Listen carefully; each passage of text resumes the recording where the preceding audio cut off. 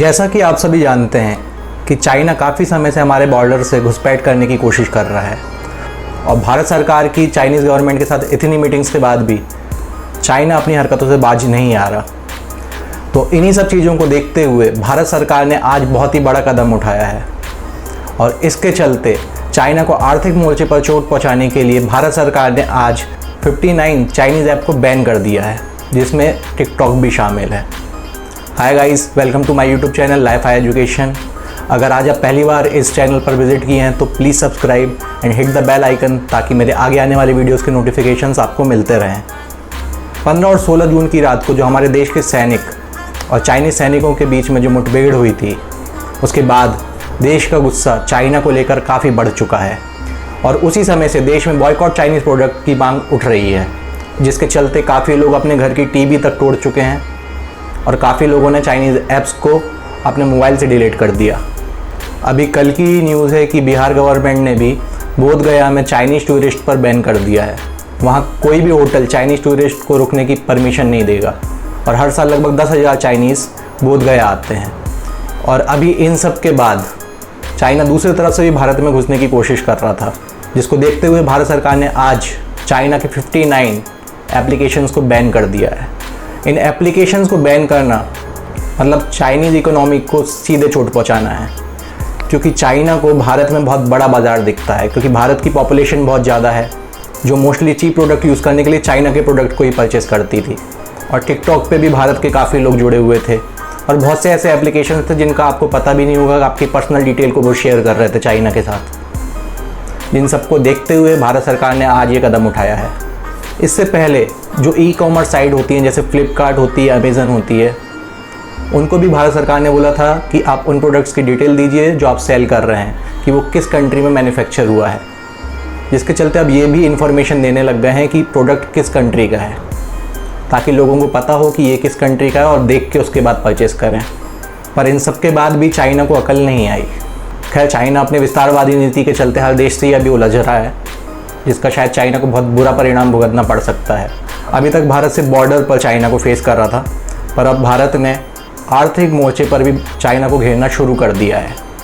इन 59 apps की जो list है, उसमें जो मेनली ऐप्स हैं जो मैं आपको बताना चाहूँगा वो है TikTok, UC browser, CamScanner, DU battery saver, MI community, Club Factory, SHAREit, Xender, like और भी बहुत लंबी लिस्ट है इसकी, जो मैं आपको डिस्क्रिप्शन में दे दूंगा। आप आराम से उसको देखते रहिएगा और अपने मोबाइल से अनइंस्टॉल कर दीजिएगा।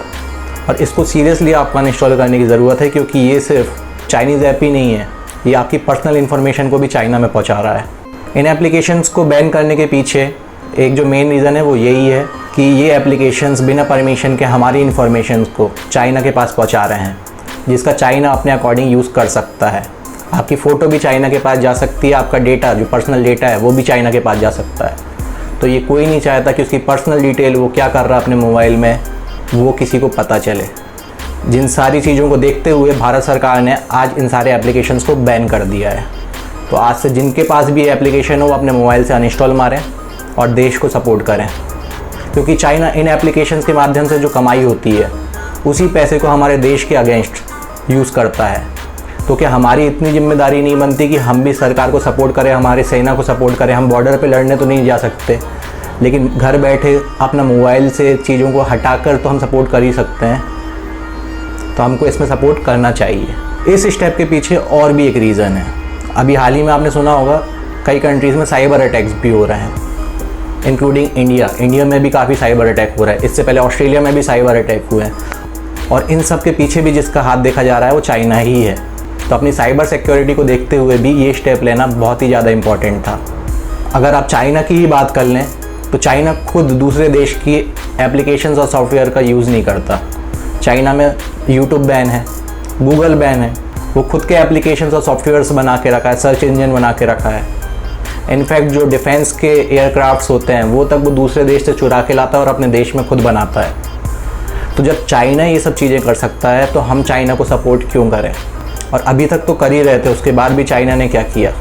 अपनी विस्तारवादी नीति के चलते ज़बरदस्ती पहले तिब्बत पे कब्जा किया, अक्साई चीन पर कब्जा किया और अभी भी उसे समझ नहीं आ रहा है। इसलिए बॉयकॉट चाइनीज़ प्रोडक्ट को सपोर्ट करें जितने भी आपके मोबाइल में चाइनीज़ एप्लीकेशन हैं मैं लिस्ट आपको डिस्क्रिप्शन में दे दूंगा, देखिए उसको अनइंस्टॉल मारिए। और भी एप्लीकेशन दूसरे कंट्रीज़ के हैं अवेलेबल, वहाँ से आप डाउनलोड कर सकते हैं। भारत सरकार का ये डिसीज़न एक तरीके से आत्मनिर्भर बनने के लिए एक और अच्छा स्टेप है, क्योंकि ये सारी चीज़ें हटेंगी तभी तो हमारे देश की चीज़ें बनेंगी जो इसको रिप्लेस कर सकती हैं। तो support India and boycott Chinese product, ताकि चाइना को काफ़ी गहरा झटका पड़े उसकी इस हरकत का और दोबारा चाइना इंडिया से उलझने की कोशिश ना करे। नहीं तो वो जो 1962 की बात करता है कि 1962 में जो हुआ, इंडिया हार गया था जो वॉर, तो 1967 को भी याद कर ले, जिसकी बात छुपाई जाती है। खैर 1967 में क्या हुआ था, कैसे इंडिया ने चाइना को हराया था, ये मैं आपको नेक्स्ट वीडियो पे बताऊंगा। तो आज के लिए बस इतना ही, मिलते हैं नेक्स्ट वीडियो में। जय हिंद।